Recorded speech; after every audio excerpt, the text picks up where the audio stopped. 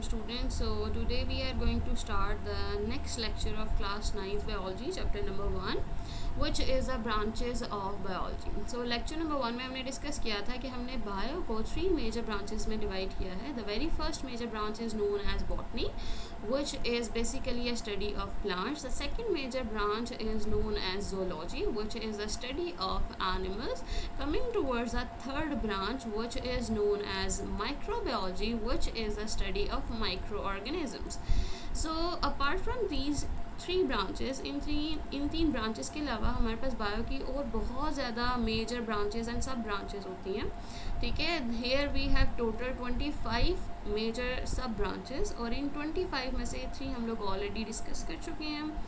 And there are other 3 जिसको हमने discuss नहीं करना, which is a sociobiology, which is a study of living organisms as a whole society. जब भी हम लोग ह्यूमंस के, एनिमल्स के बिहेवियर को स्टडी करते हैं as a whole society, as a whole collection, तो उसको हम सोशोबायोलॉजी के अंदर डिस्कस करते हैं. Coming towards the next branch which is known as parasitology, which is the study of parasites. And third one is known as entomology, which is the study of insects. So इन 3 branches को, parasitology को तो हमने बिल्कुल discuss नहीं करना. Same goes for the sociobiology. And coming towards the entomology, इसको हम लोगों ने as a reference, as an example use करना है, बट इसको भी इतना ज़्यादा डिटेल में स्टडी हम लोगों ने नहीं करना. So out of 25 we have total 19 branches, उसको हम लोगों ने बहुत ज़्यादा डिटेल में डिस्कस करना है. Some of them are discussed as a separate branch.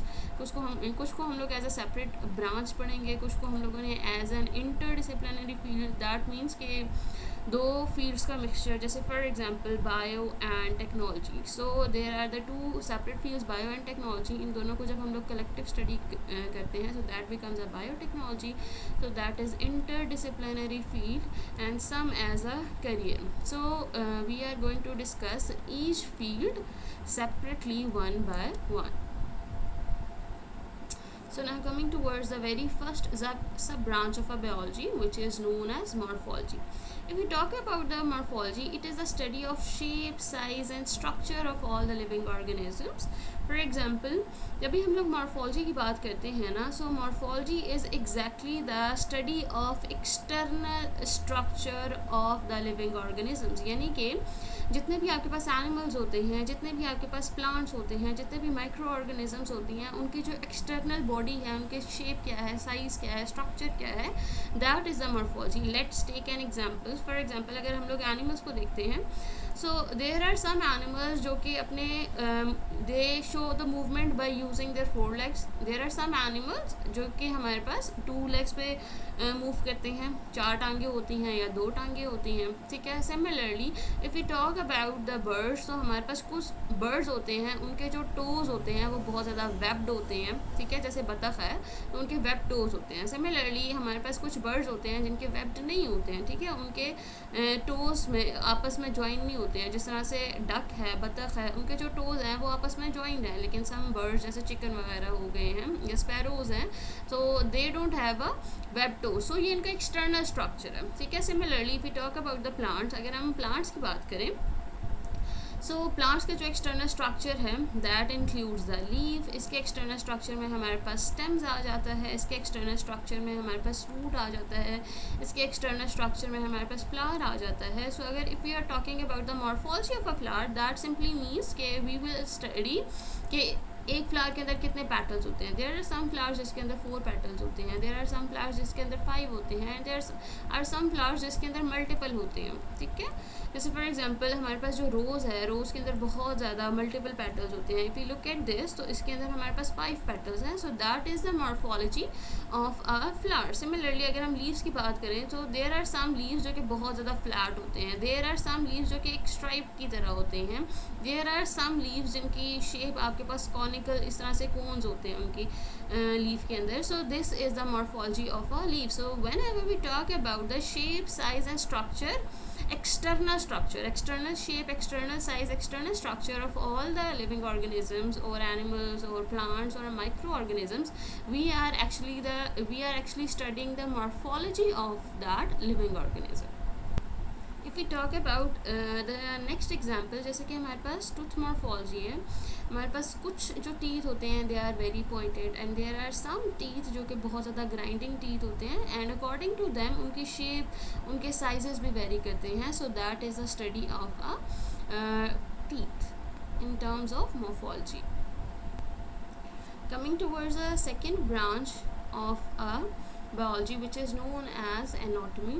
So anatomy is the study of internal structure of a living organism. जैसे हम लोगों ने पहले डिस्कस किया था कि अगर हम लोग टीथ ले रहे हैं तो एक्सटर्नली टीथ कैसा दिखता है, उसकी शेप क्या है and according to that shape उसका फंक्शन क्या है, that was the morphology. But अगर हम उस टीथ के इंटरनल स्ट्रक्चर को स्टडी करते हैं, जैसे फॉर एग्जांपल उसकी आउटर लेयर की कॉम्पोजिशन क्या है, what do we call it, उसके अंदर आपके पास कौन कौन सी वेन्स प्रेजेंट हैं, उनका फंक्शन क्या है, वो क्या क्या चीज़ें लेकर आती हैं, वो क्या क्या चीज़ें लेकर जाती हैं, कौन कौन सी चीज़ें इसके इंटरनल स्ट्रक्चर को इफेक्ट करती हैं.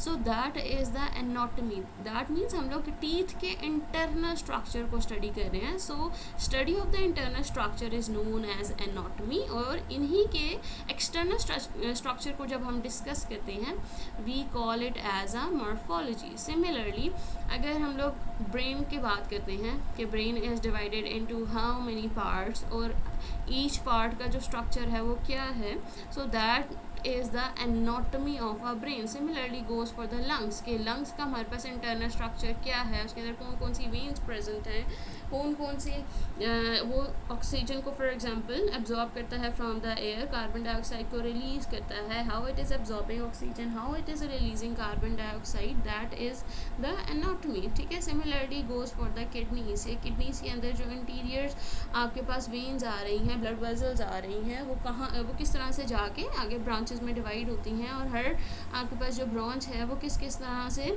किडनीज एक स्पेसिफिक फंक्शन परफॉर्म करी है. So studying the kidney, brain, lung और any structure of a living organism in terms of their internal structure, उसको हम क्या कहते हैं, anatomy.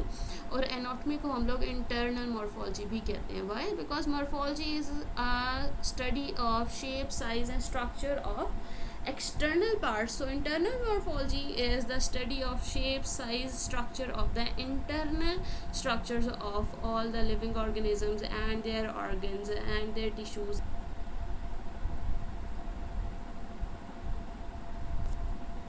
Coming towards a third branch which is known as physiology. So पहले हम लोगों ने डिस्कस किया that we have the morphology. Morphology is the study of the external structure of all the living organisms. ठीक है. Similarly फिर हम लोगों ने डिस्कस किया second branch which was the anatomy. और एनाटॉमी को हम लोगों ने एक और नाम दिया था which is known as the internal morphology. Why? Because in anatomy we are studying the internal structure, internal shape and size of all the living organisms. Coming towards the physiology, तो हम लोगों ने क्या करना है, इन्हीं structure से related कि how the structure is aligned to perform a function. यानी कि डिफरेंट जो पार्ट्स ऑफ लिविंग ऑर्गेनिजम्स होते हैं, जो डिफरेंट स्ट्रक्चर है लिविंग ऑर्गेनिजम्स के, वो जो फंक्शन परफॉर्म करते हैं उस फंक्शन को हम क्या कहते हैं, physiology. For example if we talk about the digestive system, तो डाइजेस्टिव सिस्टम जो कि एक स्ट्रक्चर है उसका फंक्शन क्या है, digestion. Similarly if we talk about respiratory system, तो रिस्पायरेटरी सिस्टम का जो हमारे पास फंक्शन है, जो उसकी फिजियोलॉजी है, which is the respiration. So in a respiration what we do, we inhale the air. और जब हम एयर को इनहेल करते हैं from the air, that lungs is gonna absorb all the oxygen. वो ऑक्सीजन को एब्जॉर्ब करेंगे and that oxygen is being provided to the RBCs. और फिर वो RBCs क्या करेंगे, सारे के सारे बॉडी टिश्यूज़ को प्रोवाइड कर देंगे ऑक्सीजन. और वो सारे के सारे बॉडी टिश्यूज़ क्या करेंगे, और कार्बन डाइऑक्साइड जो कि वेस्ट प्रोडक्ट होता है सेल का, वो RBCs को दे देंगे. Then this RBC is gonna take the carbon dioxide from all the cells and the tissues and it will give back to the lung. और फिर वो लंग क्या करेगा, उसको एक्सेल कर देगा. So that is the function of the lungs. So similarly if you talk about the plants, तो जो प्लांट्स हैं उनका जो एक प्राइमरी फंक्शन है that is known as photosynthesis. Photosynthesis में क्या है कि हम लोगों ने इनऑर्गेनिक सब्सटेंसेस को यूज़ करना है, और इनऑर्गेनिक सब्सटेंसेस को यूज़ करते हुए हम लोगों ने ऑर्गेनिक प्रोडक्ट को सिंथेसाइज करना है। अब for example if we talk about the inorganic substances, तो इनऑर्गेनिक सब्सटेंसेस कौन से हैं? The very first one is the carbon dioxide, the second one is the solar energy, and the third one is obviously are water. So ये हम लोगों ने तीन inorganic substances को यूज़ किया है, carbon dioxide, water and the sunlight, and we utilize these inorganic substances, और हम लोगों ने इसको सिंथेसाइज किया है glucose which is the organic substance. So plant जो कि हमारे पास एक स्ट्रक्चर है, उसका जो फंक्शन है, one of the function is the photosynthesis, so that function is actually the physiology. So whenever we talk about the function of any living organism, so we are actually the studying or talking about the physiology of that living organism.